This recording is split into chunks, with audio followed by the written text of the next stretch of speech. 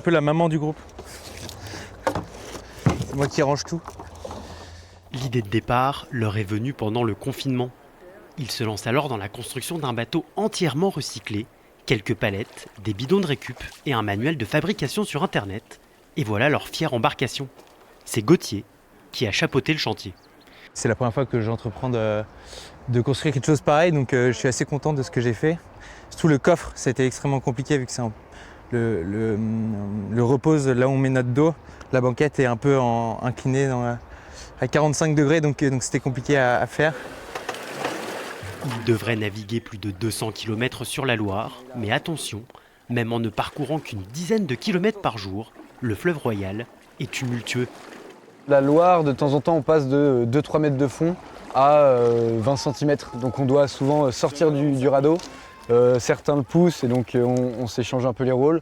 On doit pagayer, changer les directions. Le vent aussi, comme on va vraiment pas vite, on va à 2 km/h, le moindre vent nous fait reculer.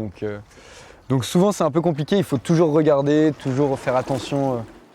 À l'origine, c'était un défi sportif, mais le groupe d'amis veut aussi donner du sens à son périple. Ce sera celui du patrimoine et de la culture. Ils sont même parrainés par le journaliste Stéphane Bern, qui les rencontrera à l'issue du voyage. Tous les châteaux qu'on visite, on a des rendez-vous avec les conservateurs, les directeurs qui nous parlent de leur château, de leur passion, qui nous expliquent comment ils font face à la pandémie. Et puis on rencontre les vignerons, les bouchers, les artisans, on fait des dégustations, on a déjà rencontré plusieurs vignerons, des brasseurs, donc on rencontre vraiment beaucoup de monde.